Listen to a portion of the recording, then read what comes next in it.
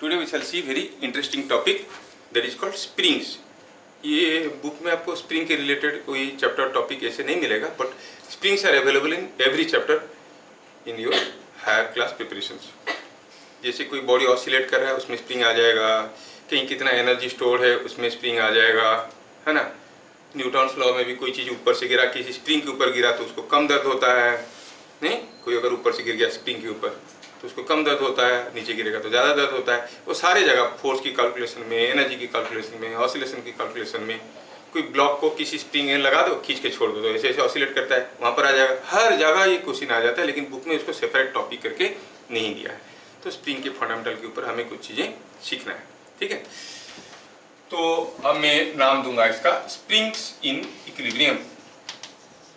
Springs in equilibrium.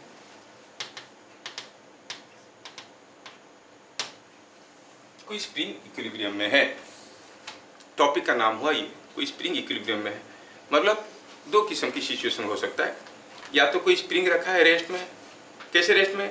ऐसे normally रखा हुआ है रेस्ट में. या फिर कोई चीज़ झूल रहा है रेस्ट में, अब वो नॉर्मल नहीं है, एलोंगेटेड है. या फिर किसी स्प्रिंग के ऊपर कोई चीज़ को रख दी, दबा के रखा है रेस्ट में, इक्विलिब्रियम में. या फिर किसी स्प्रिंग को हम पकड़ के रखे हैं एलोंगेट करके और वो रेस्ट में, मतलब ये सब इक्विलिब्रियम वाला केस हुआ.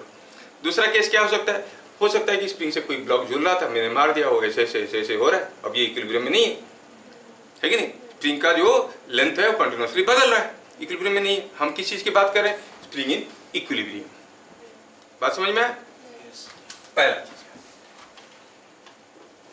स्प्रिंग के बारे में हमारा जानकारी जो है, हम जानते हैं कि जब भी किसी एक स्प्रिंग को, मान लो कि ये कोई एक स्प्रिंग है,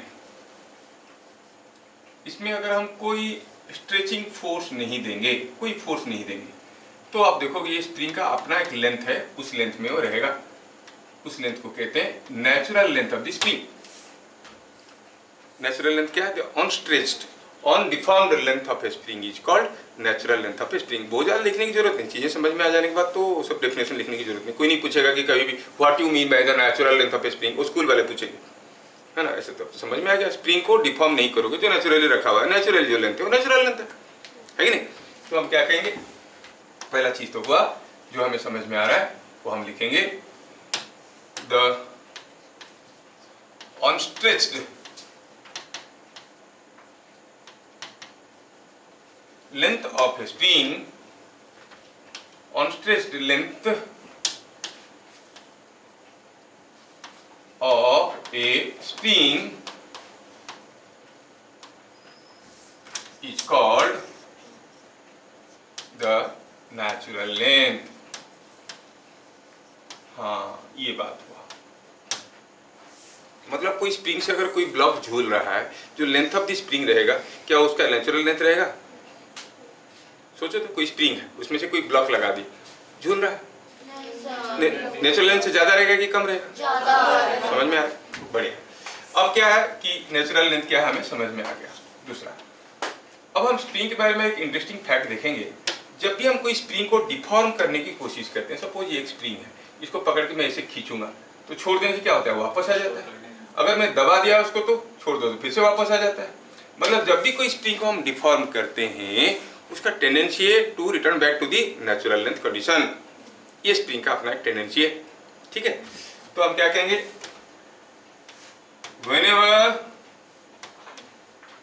whenever a spring is deformed. अब डिफॉर्म्ड का मतलब क्या हुआ? मतलब हुआ एलोंगेटेड और कंप्रेस्ड. क्या है डिफॉर्म्ड? मतलब एलोंगेटेड और compressed. It tends to restore its natural length. ये हरदम अपना नेचुरल लेंथ में वापस आने की कोशिश करता है. अच्छा, ऐसा है? हाँ, ठीक है. नेचुरल लेंथ, नेचुरल लेंथ में वापस आने की कोशिश करता है स्प्रिंग. जब नेचुरल लेंथ में वापस आने की कोशिश करता है, मैं इसको लंबा किया खींच के, और ये वापस आने की कोशिश करेगा तो मेरे को उल्टा खींचेगा, है कि नहीं? That means it is developing a force in it. मैं उसको दबा दिया तो नेचुरल लेंथ में जाने की कोशिश करेगा तो मेरे को पुश करेगा। जब भी किसी स्प्रिंग को दबा देते हो, देखते हो कि नहीं देखते हो, वो पुश करता है वापस। That means it develops a restoring force. ये एक रिस्टोरिंग फोर्स डेवलप करता है। रिस्टोरिंग फोर्स को रिस्टोरिंग फोर्स क्यों बोलते हैं? क्योंकि it is trying to restore the natural length. ठीक है, पॉइंट नंबर 3 में, when a spring is deformed, it develops a restoring force। एक रिस्टोरिंग फोर्स डेवलप करता है। रिस्टोरिंग फोर्स को क्यों रिस्टोरिंग फोर्स कहते हैं, समझ में आया? क्योंकि it's trying to restore its natural है। ये जो रिस्टोरिंग फोर्स है, अब उसके बारे में थोड़ा सोचेंगे। मान लो कि ये है कोई एक स्प्रिंग। अब ये स्प्रिंग को आप डिफॉर्म करोगे, मतलब या तो कंप्रेस करोगे या फिर एलोंगेट करोगे। सोचो तो, जब इसको आप थोड़ा सा एलोंगेट करोगे, यहाँ से यहाँ तक खींच लोगे, वो भी आपको वापस खींचेगा। ज्यादा एलोंगेट करोगे तब भी वापस खींचेगा। कब जोर से वापस खींचता है? जब ज्यादा एलोंगेट करते हैं कि थोड़ा सा। इसका मतलब रिस्टोरिंग फोर्स डिपेंड्स अपॉन कितना डिफॉर्मेशन हम कर रहे हैं, है कि नहीं? दूसरी चीज हुआ कि अगर मैं इसको इधर को डिफॉर्म करूंगा, फोर्स इधर को, अगर मैं इधर को डिफरेंस करूंगा तो फोर्स इधर को। Are you getting? तो जो रिस्टोरिंग फोर्स है वो डायरेक्टली प्रोपोर्शनल है किसको? To the deformation and oppositely directed. समझ में आ रहा है क्या? Restoring force is proportional to and opposite to the deformation. क्या मेरा स्टेटमेंट का मतलब समझ में आया? यस। तो हम क्या कहेंगे? Restoring force proportional which is proportional to and opposite to the deformation। तो जो रिस्टोरिंग फोर्स है वो एक वेक्टर है, आप जानते हो। It is proportional to x. X क्या हो गया? इट इज एक्स हो गया डिफॉर्मेशन, और ऑपोजिट है। एफ का डायरेक्शन एक्स का डायरेक्शन का ऑपोजिट है। To incorporate that we write minus. मतलब ये वेक्टर का डायरेक्शन, ये वेक्टर का डायरेक्शन एक दूसरे का ऑपोजिट है। एक्स अगर इधर को हुआ तो एफ किधर को होगा? इधर को होगा। एक्स अगर ऊपर को हुआ ये नीचे को होगा। एक्स क्या हो गया? Deformation from natural length. कहां से? From natural length. क्या बात समझ में आ रहा है? इन चीजों को समझाने के लिए मैं थोड़ा कुछ इसलिए, अच्छा ये जो क्वांटिटी है, जब भी हम प्रोपोर्शनली साइन देते हैं तो एक कांस्टेंट ऑफ प्रोपोर्शनलिटी आ जाता है। तो we write F is equal to,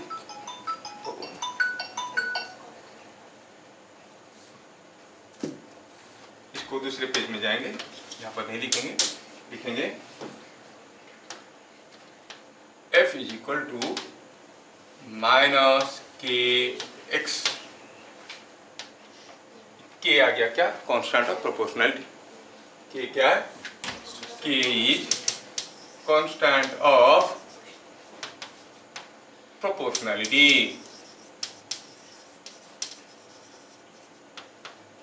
constant of proportionality. Reading कौन डिसाइड करेगा? क्या हर स्प्रिंग के लिए के बराबर है? नहीं, ऐसा नहीं। किसके ऊपर डिपेंड करता है?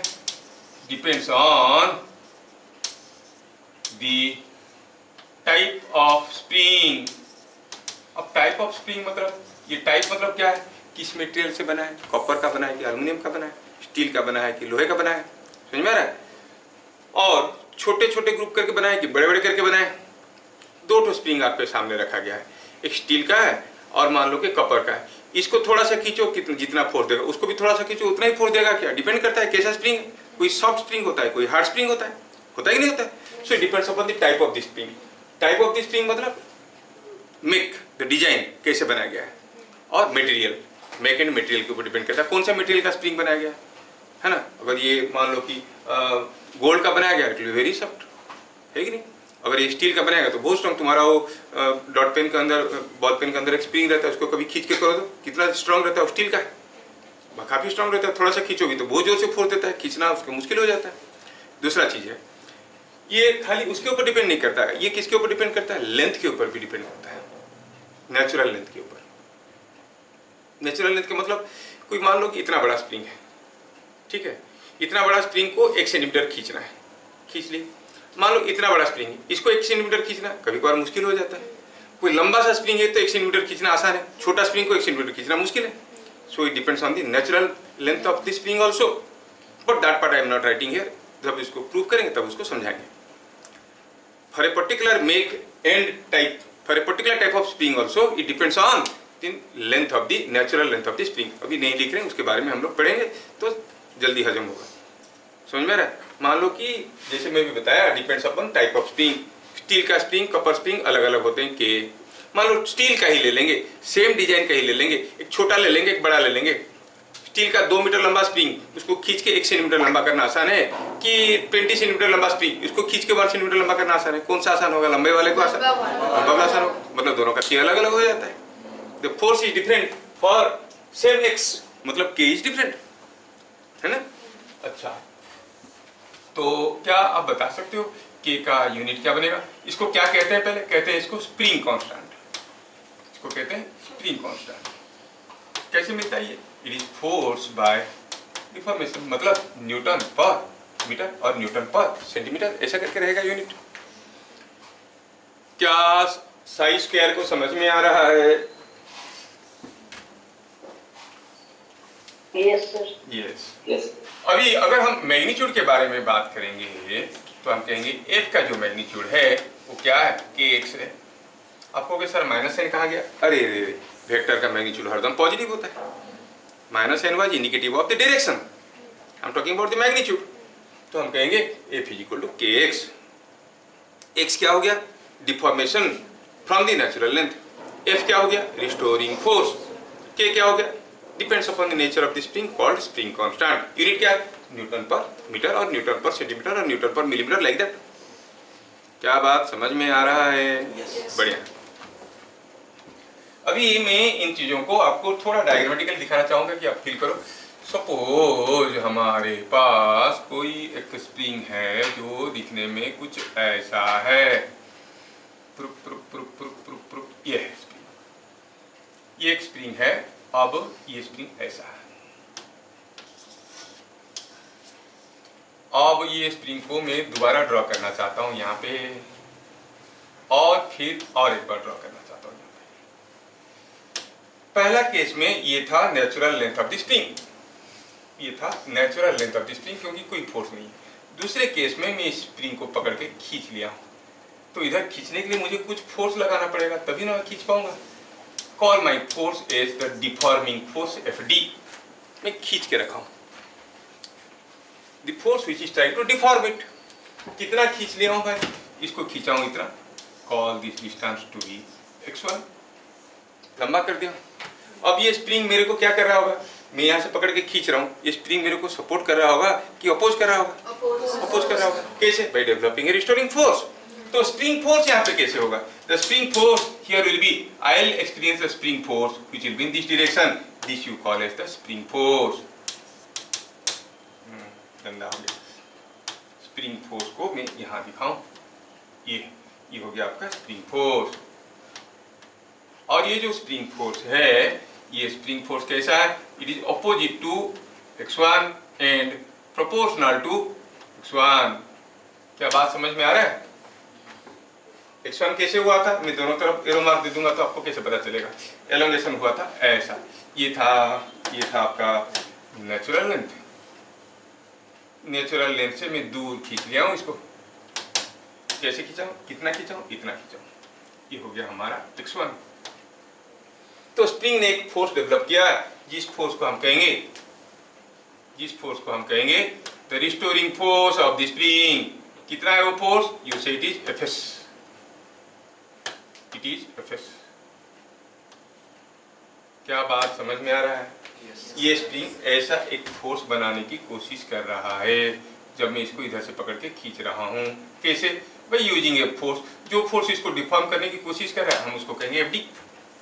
अब मैं जब पकड़ के रखा हूं इसे, हम बात करें स्प्रिंग से इक्विलिब्रियम का, अब तो स्प्रिंग रेस्ट में है।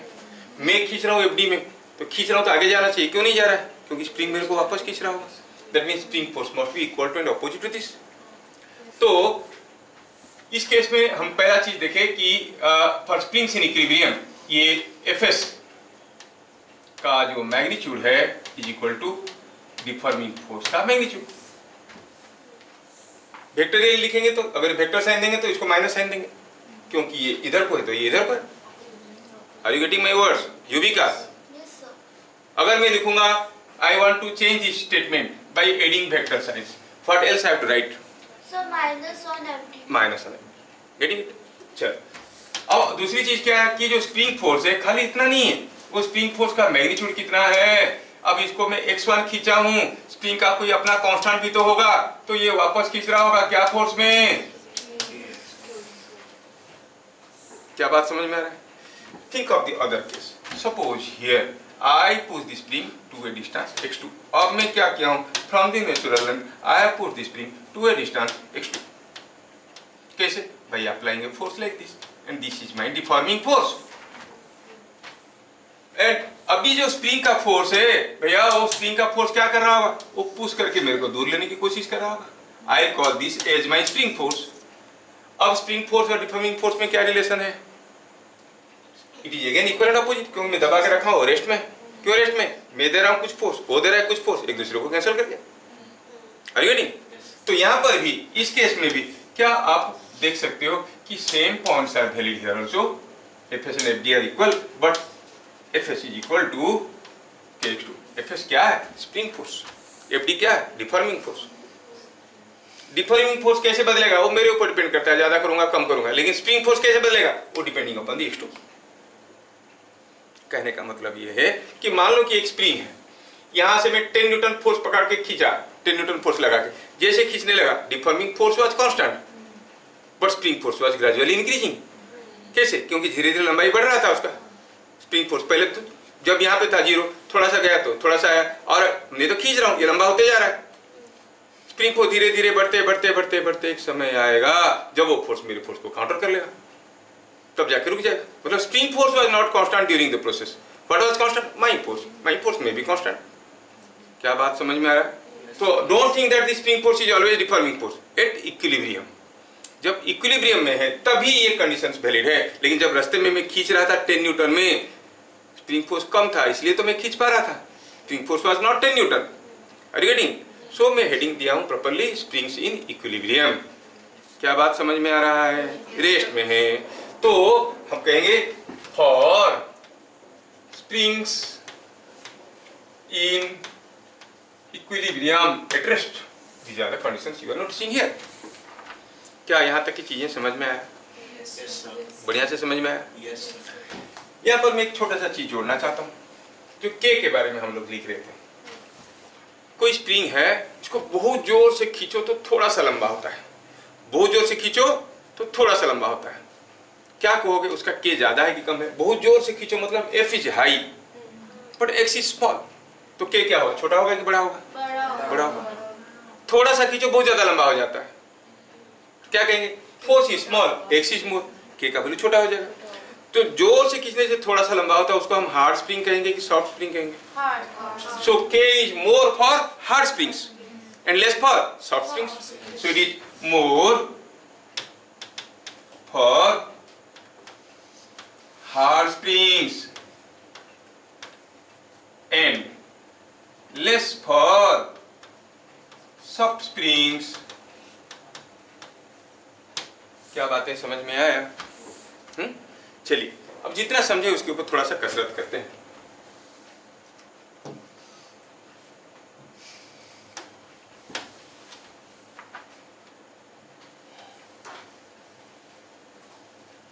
ये कोई एक स्प्रिंग है,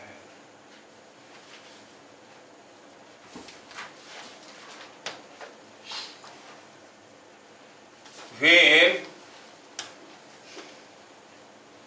a block of 2 kg was suspended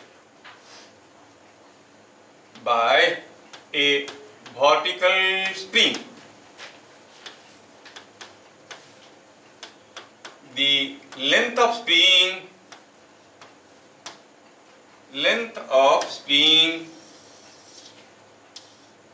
increases from 14 centimeter to 16 centimeter। समझ में? तो जब किसी स्प्रिंग से कोई ब्लॉक को हम झुला दिए तो पता चला उसका लेंथ बदल गया, कितना? 14 सेंटीमीटर से 16 सेंटीमीटर। कैसे? क्योंकि हम इसके नीचे कोई एक 2 kg का ब्लॉक को झुला दिए।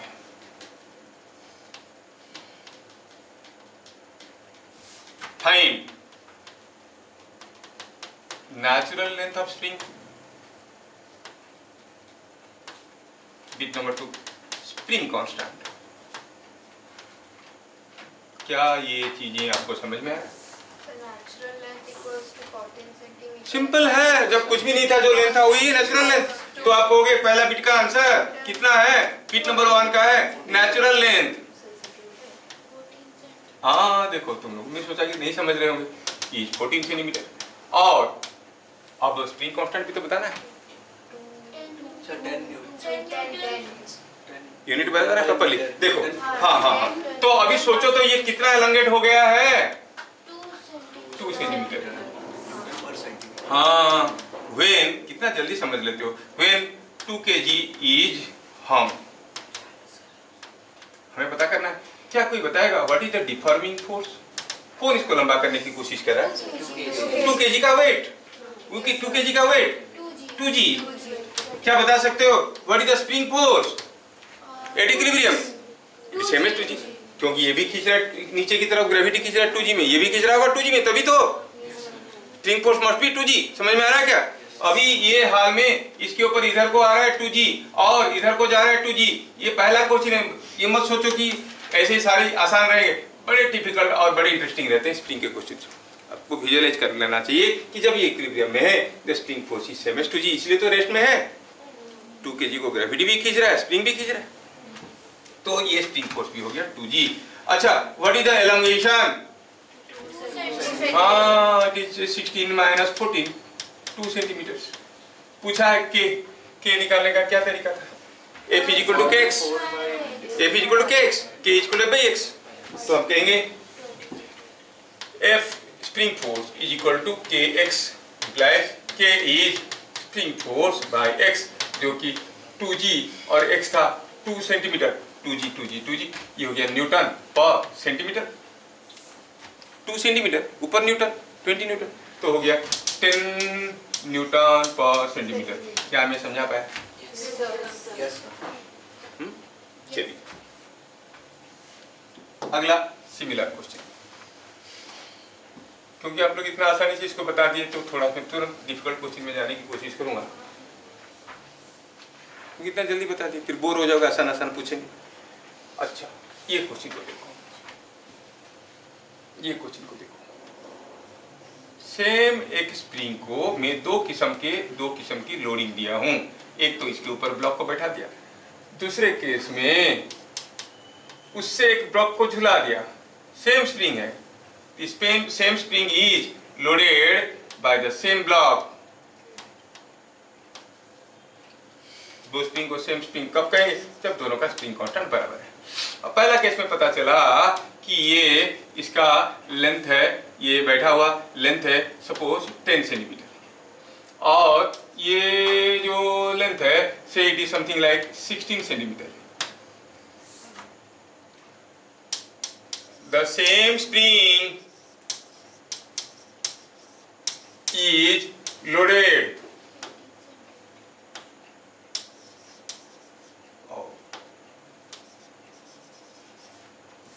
by same block. In each case, find natural length of the spring. अब दिमाग पे 13 सेंटीमीटर है, 13 सेंटीमीटर कैसे लगा तेरे को ऐसे? कुछ लॉजिक है? लॉजिक ये है कि दोनों को माइनस करने क्यों माइनस करेंगे? सर क्योंकि वो दोनों के बीच में ही आएगा। क्यों आएगा बीच में? सर क्योंकि एक तो कंप्रेस्ड और एक तो एलोंगेटेड है। तो फिर दोनों का बीच में क्यों आएगा? क्योंकि एलोंगेटेड से छोटा होगा, कंप्रेस्ड से बड़ा होगा। तो फिर बीच में क्यों आएगा? असली चीज पे तो आया नहीं। नहीं, चलिए आप जो बोल रहे हो सही बोल रहे हो, थोड़ा सा और डीपर थिंकिंग लोगे तो आ जाएगा। अच्छा बताओ, कौन सा केस में स्प्रिंग फोर्स ज्यादा है? First case. स्प्रिंग फोर्स कितना है? mg गिनने की कोशिश कर रहा है, स्प्रिंग कितना फोर्स दे रहा होगा? mg तो दे रहा होगा। इस केस में स्प्रिंग फोर्स सेम है, स्प्रिंग भी सेम है, k बराबर Fs बराबर, तो x भी तो बराबर होगा नहीं होगा? मतलब इसका जो लेंथ है वो नेचुरल लेंथ प्लस x होगा, इसका जो लेंथ होगा नेचुरल लेंथ माइनस x होगा, क्योंकि दोनों केस में स्प्रिंग फोर्स बराबर है, k बराबर है। समझ में आ रहा है? In each case spring force कितना है? mg. So x which is spring force by k is same. हर एक केस में स्प्रिंग फोर्स बराबर होगा। Fs by k कहां से आया? अरे Fs इक्वल टू kx है ना, तो x हो गया Fs by k। तो पहला केस में जो लेंथ है, अगर हम कहेंगे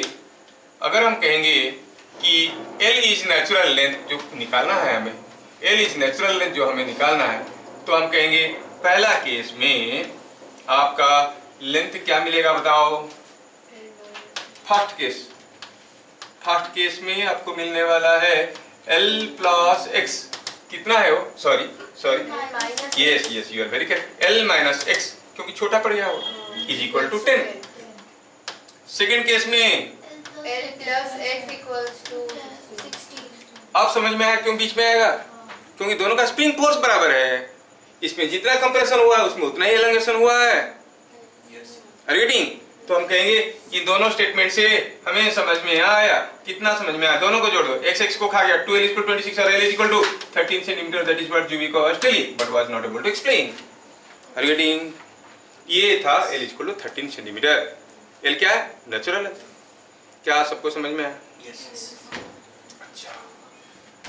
अच्छा, अगला क्वेश्चन।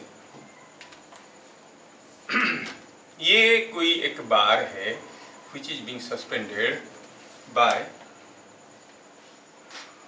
two springs। दो स्प्रिंग है, दोनों का लेंथ नेचुरल लेंथ बराबर है, लेकिन ये जो है दोनों स्प्रिंग ऐसा है। I draw the figure twice। Sir दोनों का नेचुरल लेंथ बराबर है। हाँ, झुलाने के बाद कोई लंबा हो गया कोई छोटा हो गया, ऐसा है ना? तीसरा केस है, let me complete the question first.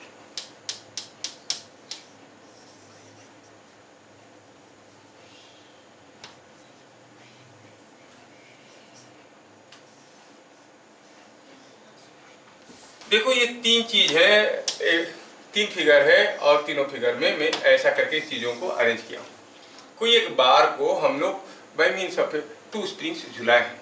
Figure में क्या दिया गया है? दिया गया है कि ये 2k है, ये k है, ये है k है, ये 2k है, और ये k है, ये 2k है। क्वेश्चन क्या है? Each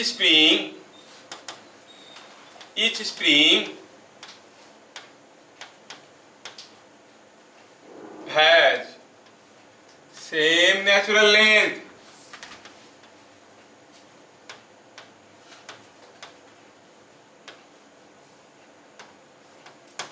Which figure is correct? दिमाग पर जोर डालो, धीरे धीरे आप कर सकते हो। ऑनलाइन वाले भाई लोग, which figure is correct? सोचना है आप।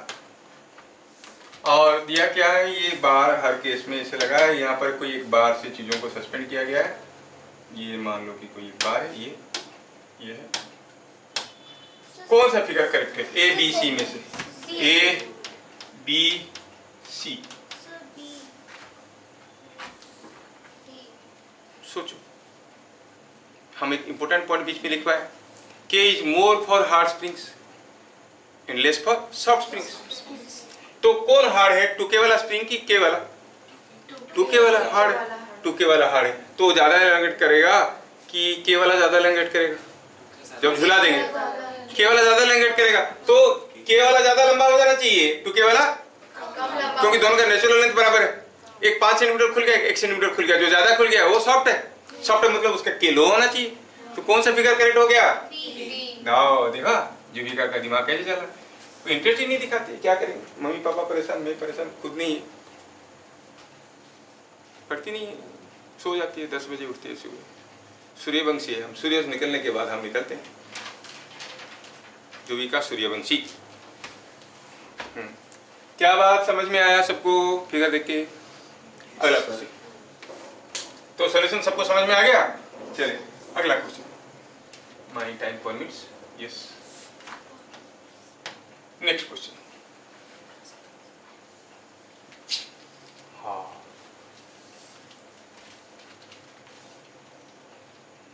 ये हमारे पास 2 स्प्रिंग लगे हुए हैं, एक स्प्रिंग लगा हुआ है और ये स्प्रिंग के साथ एक ब्लॉक ऐसे लगा हुआ है। ये ब्लॉक है 5 kg का और ये स्प्रिंग का कांस्टेंट कितना है? इट इज 20 न्यूटन पर centimetre. This block can slide on a smooth floor. सोचो, initially block was at rest. If the block is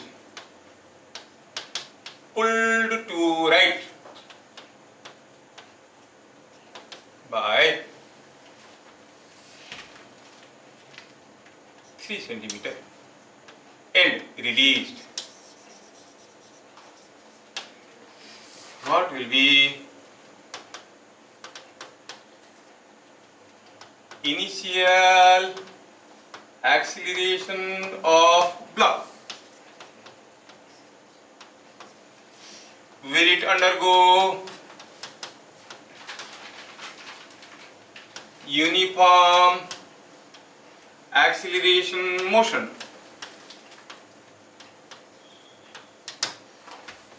क्या आपको क्वेश्चन समझ में आया? ब्लॉक रखा हुआ था, ब्लॉक रेस्ट में था, ब्लॉक को खींच लिया उधर को, राइट को 3 सेंटीमीटर छोड़ दिए, रहेगा क्या? वापस आएगा तो कुछ एक्सीलरेशन होगा। क्या होगा एक्सीलरेशन? और जो मोशन होगा क्या, वो यूनिफॉर्म एक्सीलरेशन मोशन होगा, वो सोचना है। बात समझ में आया? समझ में आ गया ना? चले आगे, चले आगे। तो अगर मैं इसको 3 सेंटीमीटर टू राइट खींच लेता हूं तो उसको वापस कौन लाएगा? मैं तो छोड़ दिया, वापस कौन लाएगा? कौन इसको वापस लाएगा? Spring force. मैं इसको खींच के छोड़ दूंगा, मैं तो छोड़ दिया, वापस कौन लाएगा उसको? Spring force. कितना है वो स्प्रिंग फोर्स, वो देखना है। हाँ, तो सॉल्यूशन करें। सॉल्यूशन में when x that is deformation, कौन सा डिफॉर्मेशन? एलोंगेशन है। कितना है? 3 सेंटीमीटर। तो स्प्रिंग फोर्स कितना होगा भाई? फॉर्मूला है kx, k कितना दिया था? 20 न्यूटन पर centimetre multiply two 3 centimetre is 60 Newton. हो गया ना? और ब्लॉक था 5 kg का, ठीक है। यही ब्लॉक, यही जो स्प्रिंग है, फोर्स है, यही जो स्प्रिंग फोर्स है वो ब्लॉक को वापस खींचने की कोशिश कर रहा है। मैं तो छोड़ दिया हूं, ये वापस ला रहा है। तो आपको हो गया acceleration of the block is driving force by different mass. Driving force is 60 newton, mass is 5 kg, 12 metre पर सेकंड स्क्वायर। ब्लॉक चलना शुरू करेगा क्या एक्सीलरेशन में? 12 मीटर पर सेकंड स्क्वायर। क्या बात समझ में आ रहा है? Yes sir. क्या ये यूनिफॉर्म एक्सीलरेशन मोशन है? Yes sir. सोचो सोचो, कैमरा घुमा देंगे तेरे तरफ, भाग जाएगा यहाँ से। यूनिफॉर्म एक्सीलरेशन मोशन के लिए क्या होना चाहिए था? एक्सीलरेशन कांस्टेंट होना है। फोर्स में मास होता है, मास तो कांस्टेंट है। क्या फोर्स कांस्टेंट है? जैसे पास आ जाएगा एलोंगेशन कम हो गया कि नहीं हो गया? क्या फोर्स वही रहेगा 60? नहीं, एक्स घट रहा है, पास आने लगा, एक्स इज डिक्रीजिंग, तो force is also decreasing, force decreasing तो acceleration is decreasing, this is a case of decreasing acceleration. क्या मेरी बात समझ में आ रहा है? This is case of decreasing acceleration, the acceleration is not constant, so it is a non uniform acceleration motion. क्या सबको समझ में आया भाई? क्योंकि पहले तो हम इसको 3 सेंटीमीटर खींचे थे, जब छोड़ दिए धीरे धीरे पास आने लगा ना, जब 2 सेंटीमीटर में आ गया तब स्प्रिंग फोर्स उतना ही रहेगा, क्या अलग रहेगा? 1 सेंटीमीटर में आया स्प्रिंग फोर्स अलग रहेगा, पूरा आ गया नेचुरल लेंथ पे, स्प्रिंग फोर्स तो नहीं रहेगा, because at the natural length there is no force, that means the force acting on the block is continuously changing, है कि नहीं? है not only in magnitude but also in direction. थोड़ा और सोचोगे तो जैसे ब्लॉक को हमने खींचा, ये था हमारा स्प्रिंग फोर्स, थोड़ा सा जान लेना चाहिए आप लोगों को। जान लेना चाहिए का मतलब नहीं है कि मेरे जान लेना चाहिए, समझ लेना चाहिए, है ना? सर आप बोले जान लेना चाहिए, आइए देते हैं दादा जान लेते हैं आपको। इसको 3 सेंटीमीटर खींचे और छोड़ दिए, जैसे छोड़ दिए आया 2 सेंटीमीटर में आया, लेकिन तब तक ब्लॉक के पास कुछ वेलोसिटी आ गया था कि नहीं आ गया था? फिर 1 सेंटीमीटर में आया, तब भी स्प्रिंग खींच रहा है लेकिन धीरे से खींच रहा है, लेकिन तब ब्लॉक के पास कुछ वेलोसिटी और भी आ गया था। जब वो 0 सेंटीमीटर डिफॉर्मेशन में आया, मतलब नेचुरल लेंथ पे आया, तब ब्लॉक के पास कुछ वेलोसिटी था कि नहीं था? तो ब्लॉक कैसे रुकेगा? स्प्रिंग तो कोई फोर्स नहीं दे रहा है, वो स्प्रिंग को दबाएगा, जबरदस्ती स्प्रिंग को कंप्रेस करेगा। आप लंबा करके छोड़ोगे वो आएगा, रुकेगा नहीं नेचुरल लेंथ पे, और भी दबाएगा, उसको कंप्रेस करेगा। आप एलंगेट करके छोड़े, ब्लॉक आके इसको कंप्रेस कर रहा है, जैसे कंप्रेस करेगा स्प्रिंग उल्टा ढकेलने लगेगा, मतलब पहले तो फोर्स इधर को था एक्सीलरेशन, अब एक्सीलरेशन का डायरेक्शन भी बदल रहा है। So both magnitude and direction of acceleration will change in the subsequent process, subsequent motion, क्योंकि वो आएगा ऐसे जाएगा ऐसे ऐसे ऐसे होने लगेगा, लगेगा नहीं लगेगा? ब्लॉक को खींच के छोड़ दोगे तो ऐसे ऐसे ऐसे ऐसे ऐसे ऐसे होने लगेगा नहीं लगेगा? So इसमें क्या हो रहा है? स्प्रिंग फोर्स का मैग्नीट्यूड भी बदल रहा है, डायरेक्शन भी बदल रहा है। If the force is not constant, you say the acceleration is not constant, it's a non-uniform acceleration motion. अगर हम पूछेंगे why it is not a uniform acceleration motion, because the force is spring force is changing in magnitude as well as in direction, ये लिखना है ना? As spring force changes in magnitude and direction, the acceleration changes. So it is not a uniform acceleration motion, that everyone understands. क्या बात समझ में आया? Yes, sir. आगे अगला क्वेश्चन सोचना है आपको, सोचना है आपको। कोई पूछेगा कि यहाँ पर 2 स्प्रिंग लगे हैं, ये है दूसरा स्प्रिंग, दोनों अलग अलग चीज मटेरियल के हैं, या फिर दोनों मान लो एक जैसा स्प्रिंग है। एक है स्प्रिंग के स्प्रिंग कांस्टेंट का, दूसरा 2 के स्प्रिंग कांस्टेंट का, उनके साथ लगा है एक डंडा। अब ये डंडे को आगे खींचना है, कितना खींचना है? सपोज 4 सेंटीमीटर खींचना है। In figure shown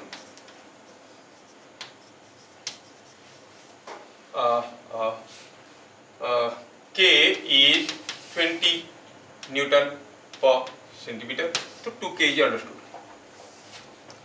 Find what force is required to pull and hold the bar AB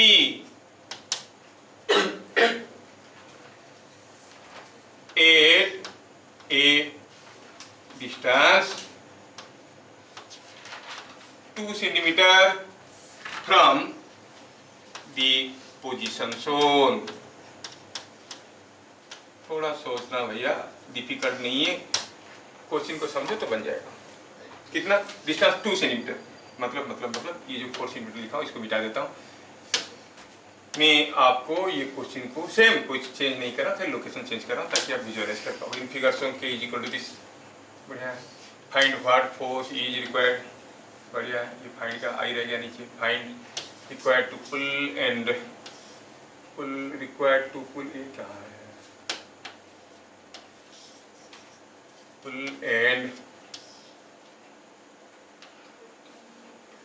and hold the bar AB at a distance 2 centimetre from the position shown। मतलब इस जो पोजीशन में दिखा गया है इस पोजीशन से 2 सेंटीमीटर दूर में पकड़ के रखने के लिए क्या फोर्स की जरूरत है? 16 न्यूटन कोई बोल रहा है, देखते हैं। 60। चलो देखता हूँ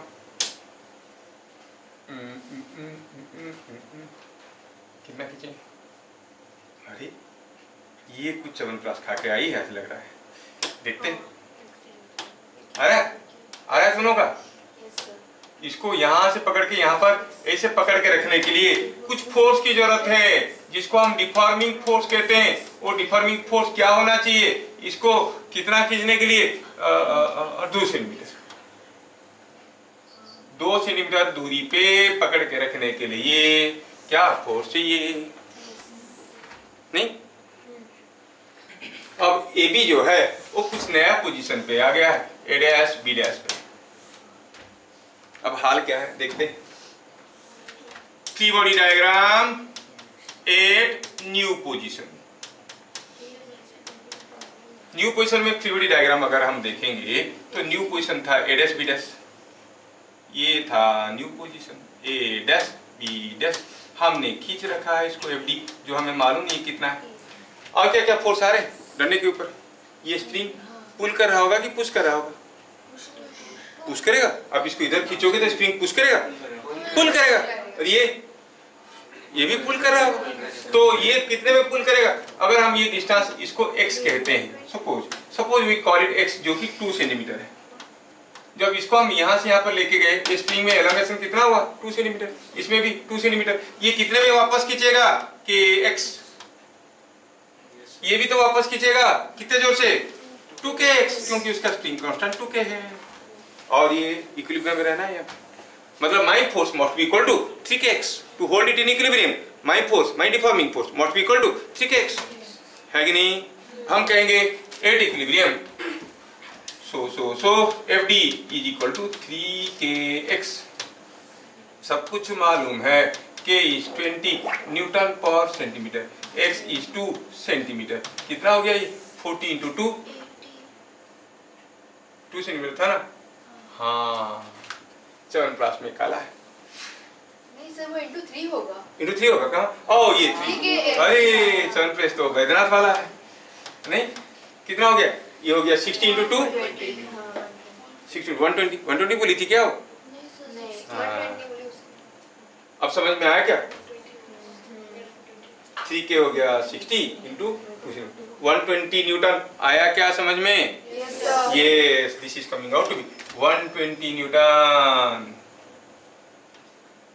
this is equal to 120 newton. क्या फोर्स चाहिए इसको खींचने के लिए? क्या बात समझ में आ रहा है? Yes sir.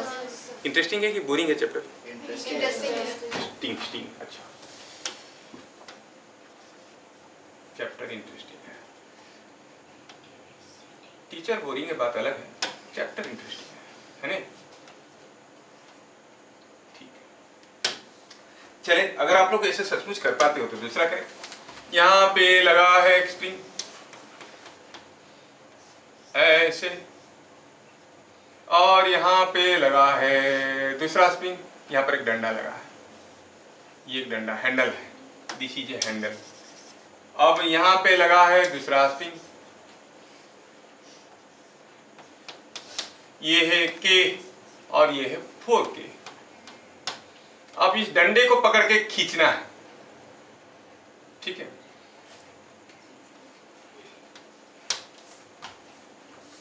Find what force is required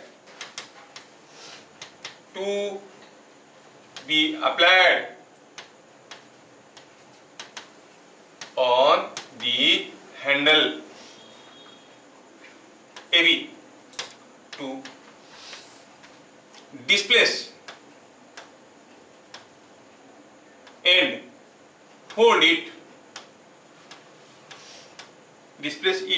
replace it to write by x and hold it in equilibrium.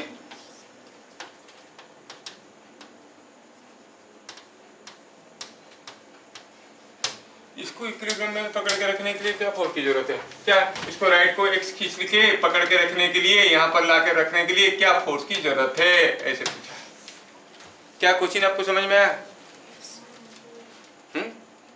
तो ये कुछ ए बी पोजिशन से ए डैश बी डैश में पोजिशन में आ गया। Solution, free body diagram at new position, call it A dash B dash, A dash B dash, और मैं खींच रखा हूं, यही फोर्स मुझे चाहिए। कितना है? और भी फोर्सेस दिखाना है, कॉन्टैक्ट फोर्सेस। ये स्प्रिंग कॉन्टैक्ट में, ये वाला जो स्प्रिंग है, ये ए बी को जब हम डिफॉर्म किए, ये पुल करेगा कि पुश करेगा? पुल करेगा। ये पहला स्प्रिंग पुल करेगा इधर को, क्या फोर्स में? क्योंकि मैं डिस्प्लेस किया हूं x, तो खींचेगा कितने में? kx। जो दूसरा स्प्रिंग है 4k वाला, जब मैं इसको डिस्प्लेस किया, वो पुल करेगा कि पुश करेगा? पुश करेगा, ऐसे है कि नहीं? कितना डिफॉर्म हुआ x, तो 4kx। तो for equilibrium my deforming force must be equal to 5kx। क्या बात समझ में आया? कितना फोर्स चाहिए इसको पकड़ के रखने के लिए? 5kx।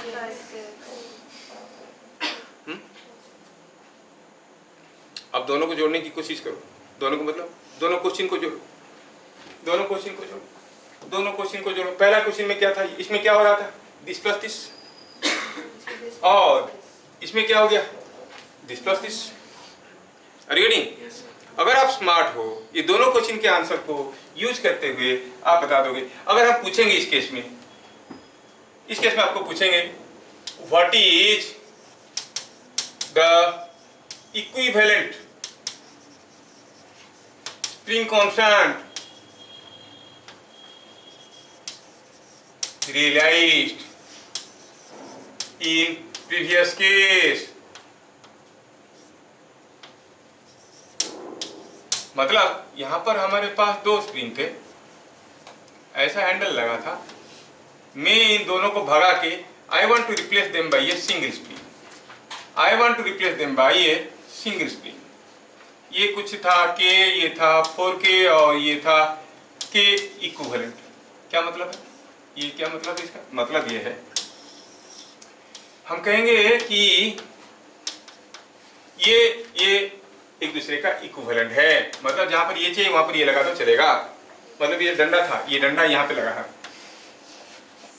सोचो कि ये जो पूरा चीज है, थोड़ा इमेजिन करो, ये पूरा का पूरा चीज डंडा को लंबा कर देते हैं, मैं पूरा का पूरा चीज को किसी डिब्बे के अंदर छुपा दिया, अब ये दिख नहीं रहा है। आपने इसको खींचा तो एलोंगेट हो रहा है। यहाँ पर जितना फोर्स लगा के खींचेंगे, अगर यहाँ पर भी उतने ही फोर्स लगा के खींचेंगे, ये जितना एलोंगेट हुआ ये उतने ही एलोंगेट हुआ, तो आप कहेंगे इसके अंदर जो है ये भी हुई है। पता तो नहीं है अंदर क्या कनेक्शन है, अंदर क्या कनेक्शन है पता नहीं चल रहा है हमें। अंदर ऐसे 2 लगाए, 3 लगाए, 4 लगाए, टेढ़ा लगाए, सीधा लगाए, कोई मतलब नहीं। हमको ये डंडा मिला, बाहर हैंडल पकड़ के खींचा, हाँ ये हार्ड है, हाँ ये इक्वली हार्ड है, मतलब this is equivalent to this. Are you getting? मतलब with same force there must be equal deformation in either case। नहीं तो हम कहेंगे कि इस केस में, क्या मैं समझा पा रहा हूं? कैसे ऐसे करके क्यों दिख रहा है मेरे को? तो मैं बात कर रहा था कि अगर हम कहेंगे कि यहां पर F फोर्स लगाएंगे तो इक्विवेलेंट स्प्रिंग कांस्टेंट कैसे निकालेंगे? कोई एक हैंडल था, उसको हमने लगाया फोर्स कितना, अभी थोड़ी देर पहले प्रीवियस क्वेश्चन में कितना फोर्स लगाया था? 5kx। ये था हमारा deforming force at equilibrium, this was only spring force, है कि नहीं? At equilibrium spring force is deforming force. तो आप कहोगे स्प्रिंग कांस्टेंट कितना है? कोई स्प्रिंग को 5kx फोर्स लगाओ तो x एलोंगेट होता है, तो हम क्या कहेंगे? It is spring force bye elongation, है कि नहीं? कितना आ गया ये? Fs बाई x क्या हो गया? मतलब ये ऐसा 2 स्प्रिंग लगाना या फिर ऐसा एक 5k वाला स्प्रिंग लगाना, बात बराबर है। क्या बात समझ में आ रहा है? This is what is called the equivalent spring for this. क्या मेरी बात समझ में आ रहा है? युविका को तो नहीं आ रहा है? समझ आ रहा है। आ रहा है। तो हम बोल रहे हैं इक्विवेलेंट स्प्रिंग निकालने के लिए हमको क्या करना है, देखना है कि कितना फोर्स लगा के कितना एलोंगेशन होता है। अगर Fs फोर्स में x एलोंगेशन है तो equivalent spring constant is Fs/k which is equal to 5k here. थोड़ा कंफ्यूजिंग लग रहा होगा लेकिन ध्यान से सोचोगे तो कुछ नहीं है, सेम चीज को मैं बोल रहा हूँ घुमा फिरा के अलग अलग तरीके से। हमको मालूम नहीं, हमारे पास एक स्प्रिंग था, कोई पूछा स्प्रिंग कांस्टेंट बताओ तो आप क्या करोगे? 10 न्यूटन फोर्स लगा के खींचोगे, 2 सेंटीमीटर लंबा हो गया, 10/2 is the spring constant, that is 5 Newton पर सेंटीमीटर। सो सिंपल है कि नहीं? तो यहाँ पर भी हमने इसको खींचा कितने फोर्स में? 5kx में। अभी थोड़ी देर पहले देखे कितना एलोंगेट हुआ x, तो स्प्रिंग कांस्टेंट कितना है? 5kx/x 5k। बात समझ में आ रहा है? ये क्वेश्चन में तो इक्विवेलेंट स्प्रिंग कांस्टेंट क्या हो गया? k1 + k2। तो ये दोनों क्वेश्चन में से हमें जो कंक्लूजन मिला, हम कहेंगे थोड़ा कुछ ऐसा अगर लिखेंगे कि हमारे पास अगर कोई स्प्रिंग है और 2 स्प्रिंग है और वो कुछ ऐसे कनेक्टेड है, ये k1 है ये k2 है, तो इक्विवेलेंट स्प्रिंग कांस्टेंट क्या हो गया भाई? बताओ कितना हुआ? k1 प्लस हुआ क्या? दूसरा क्वेश्चन क्या, दूसरा चीज क्या देखे? अगर हमारे पास 2 स्प्रिंग है, एक k1 है और एक k2 है, और ये डंडे को पकड़ के आप खींच रहे हो, ये डंडे को यहाँ पर खींच रहे थे डिफॉर्मिंग फोर्स देके, यहाँ पर इसको पकड़ के खींच रहे हो, ये k1 k2 है, तो आपका इक्विवेलेंट स्प्रिंग कांस्टेंट कितना होता था? वही k1 + k2 होता था ना? Are you getting? अगर मैं केस बदल दूं तो क्या बता सकते हो इस केस में क्या होगा? Suppose I give you one spring like this, one spring like this and one more spring like this. मेरे रुक रहे हैं, हाँ, इसको पकड़ के खींचना है, फिर इधर लगाया और एक स्प्रिंग, यहाँ पर लगाया और एक स्प्रिंग। अब ये हैंडल को पकड़ के मैं खींचना चाहता हूँ। मान लो कि हर एक स्प्रिंग का कांस्टेंट k है, ये k है, ये k है, ये k है, और इस हैंडल को पकड़ के मैं खींच रहा हूँ। क्या बता सकते हो इक्विवेलेंट स्प्रिंग कांस्टेंट कितना आएगा? इन तीनों का 3k, इसका 2k, 3k × 2k, फिर इस फॉर्मूले से।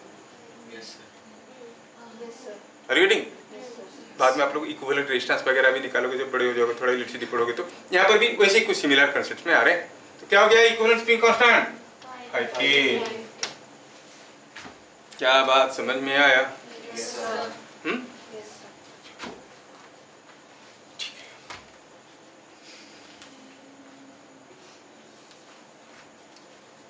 तो ये क्वेश्चन को आप लोगों को करके आंसर भेजना है। दिया यह है कि यहाँ पर कोई एक स्प्रिंग है, कितना स्प्रिंग कांस्टेंट कोई जानकारी नहीं, उसके साथ लगा है कोई ब्लॉक से ये 4 kg का, उसके नीचे लगा है और एक ब्लॉक 2 kg का। स्प्रिंग की कांस्टेंट के बारे में कोई जानकारी नहीं है, कोई स्प्रिंग से 2 ब्लॉक झूल रहे हैं।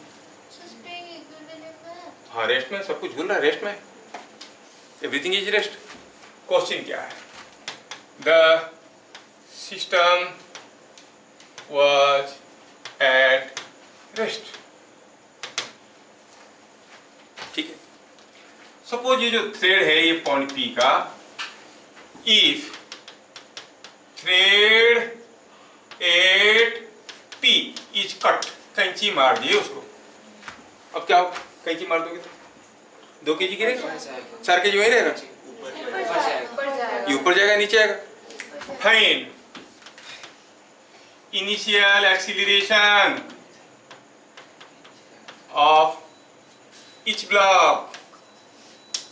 दोनों ब्लॉक का इनिशियल एक्सीलरेशन बताओ। क्या बात समझ में आ रहा है? ये गिरेगा, इसका एक्सीलरेशन क्या होगा? ऊपर जाएगा, उसका एक्सीलरेशन क्या होगा? दोनों का कुछ कुछ एक्सीलरेशन तो रहेगा। रेस्ट से मोशन में आ रहा है तो एक्सीलरेशन होगा तभी ना। इनिशियल वेलोसिटी 0 था, it is acquiring some velocity, means there must be some acceleration initially. इसका एक्सीलरेशन क्या होगा, इसका एक्सीलरेशन क्या होगा, और इतना मालूम है कि इसका नीचे की तरफ होगा, इसका ऊपर की तरफ होगा। कितना कितना होगा? जिसको कैंची मार दे नीचे तो गिरेगा, उसको तो सबको मालूम है कितने में गिरेगा, जी। फिर समथिंग फॉल्स अंडर ग्रेविटी तो जी। दूसरे वाले का सोचना है, स्प्रिंग कांस्टेंट तो दिया नहीं, दिमाग पर जोर लगाना जिनका जिनका है, और चैनल में आंसर देना। फिर मिलेंगे अगले क्लास, तब तक के लिए जय हिंद।